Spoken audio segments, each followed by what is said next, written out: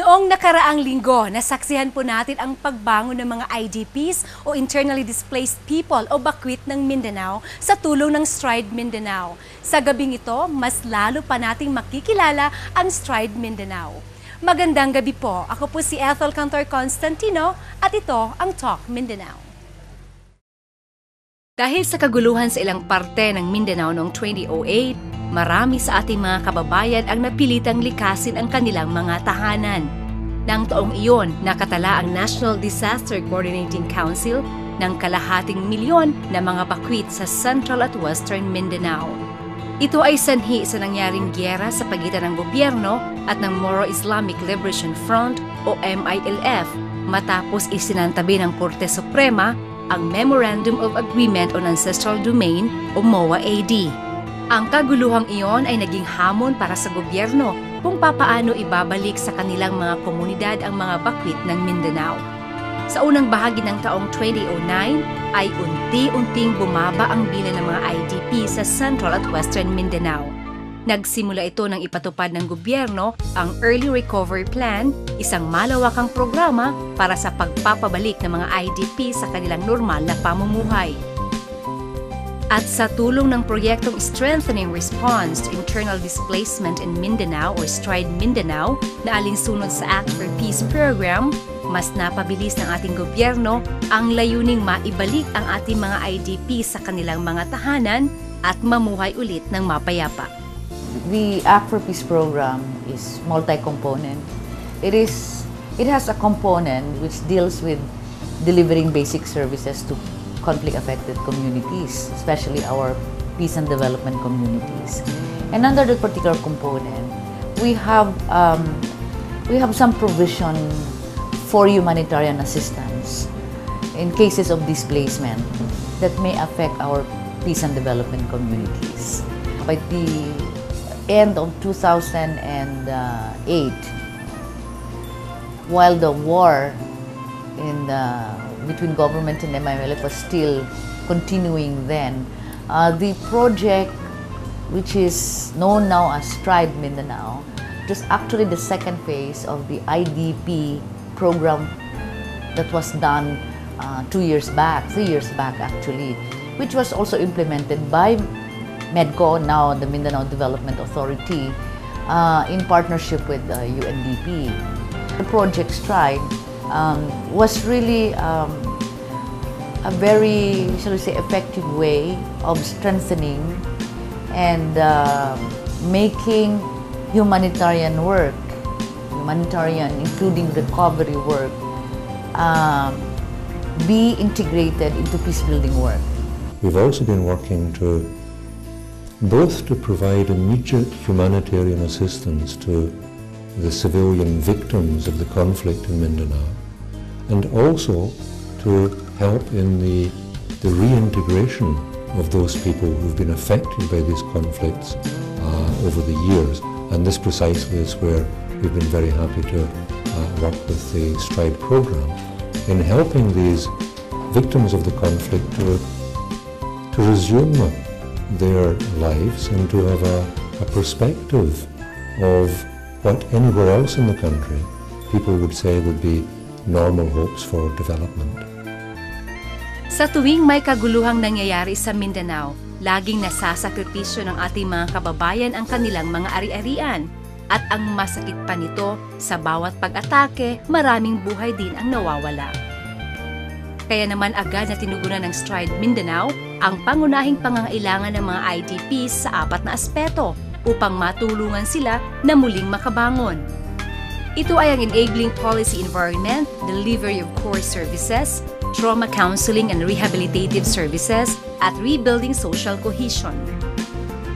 Bagamat marami ng mga bakwit ang nakabalik sa kanilang mga tahanan, may ilan pa rin ang hanggang sa ngayon ay nananatili pa rin sa evacuation centers, lalong-lalo na sa Maguindanao areas. Sa susunod na linggo, aalamin natin kung ano nga ba ang nakapaloob sa 4 na component ng Stride Mindanao at kung papaano tinugunan ng proyekto ang pangunahing problema ng ating mga bakwit sa isla.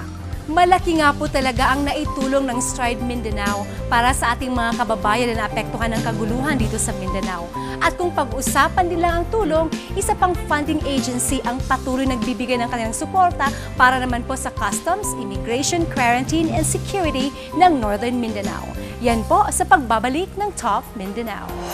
Through radar equipment system, namomonitor po niya yung lahat ng vessels, ma'am.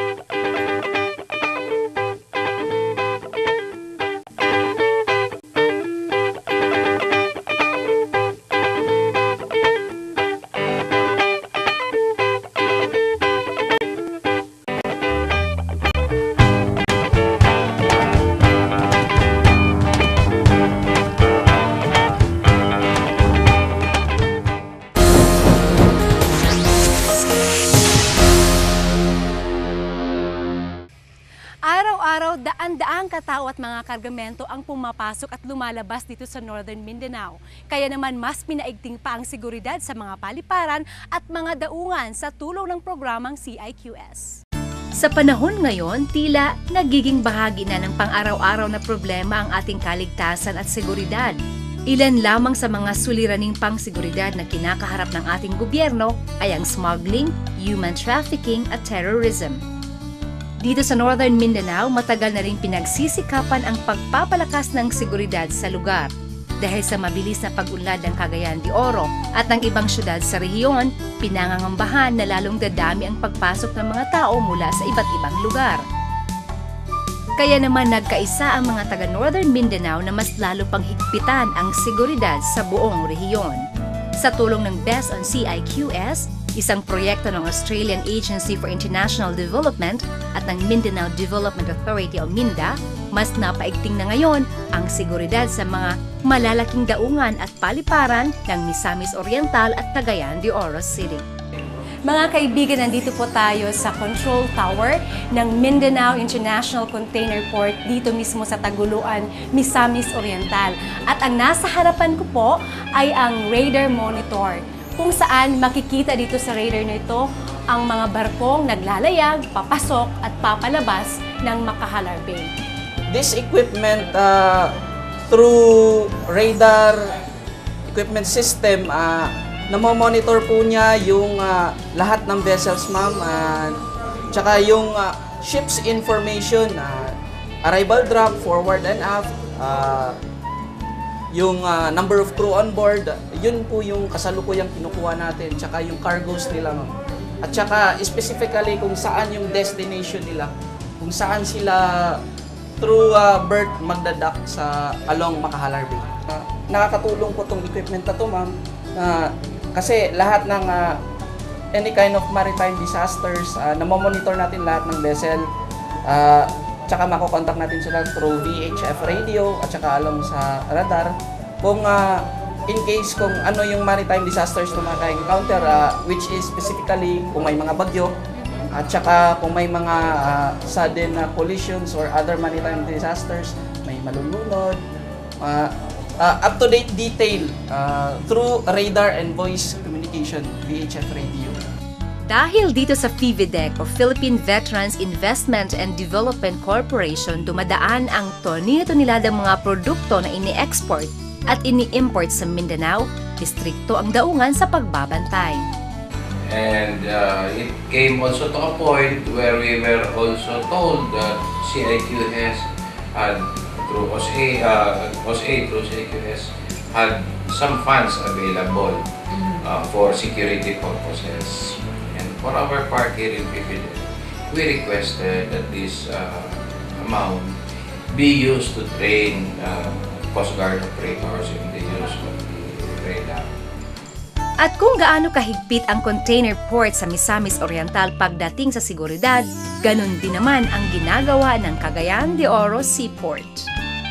Sa tulong ng mga CCTV cameras na bigay ng Best on CIQS project, ay mas napapanatili nila ang kaayusan at seguridad ng mga pasahero sa loob ng naturang daungan. If there is a regular personnel, port police personnel, who would monitor, would always be in the control center of the CCTV, you would be able to see whatever is going on in the areas covered by the CCTV. So we have 10 cameras installed here in Port of Cagayan de Oro. At so monitor natin lahat yung mga movement yan. Sadyang mahalaga ang seguridad at kaligtasan ng bawat establisimento. Kaya naman sa paliparan ng Cagayan de Oro, mga gamot, first aid kit at fire extinguisher naman ang inilagay ng Best on CIQS dito. Ito ay upang mabigyan ang mga pasahero ng pangunahing panlunas sa panahon ng emerhensiya at sakuna. Fire extinguisher is needed and napaka-importante sa ating mga paliparan. Pangalawa po, yung tinatawag ng mga gamot is already given, nagaling pa na naka-3 karton na para sa gamot. We are given to our chief logistic na ginawa nila ng nilalagyan doon sa pre-dip na kung may mga sako ng mga problema ang ating mga pasahero, pwede sila doon kumuha. Pangatlo po, yung tinatawag na nozzle, lalagyan ng nozzle.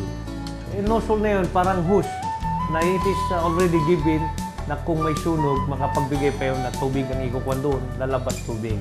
So it is a beneficial. Napakahalaga yung sinasabi namin na kunting bagay na ito, napakahalaga sa amin. Sa amin pong pagbabalik, ating saksihan ang lumalagong real estate business dito sa Mindanao. We came out with Pueblo de Oro Development Corporation to specifically address the residential needs of Cagayan de Oro.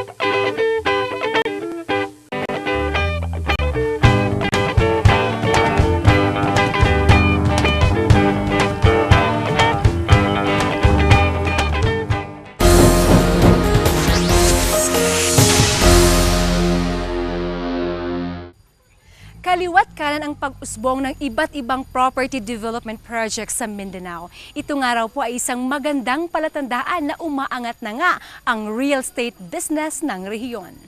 Dahil sa patuloy na pagpupursige ng ating pamahalaan at sa tulong ng iba't ibang mga ahensya na mapanatili ang kapayapaan ngayon sa Mindanao, parami na ng parami ang mga investors na pumapasok sa isla.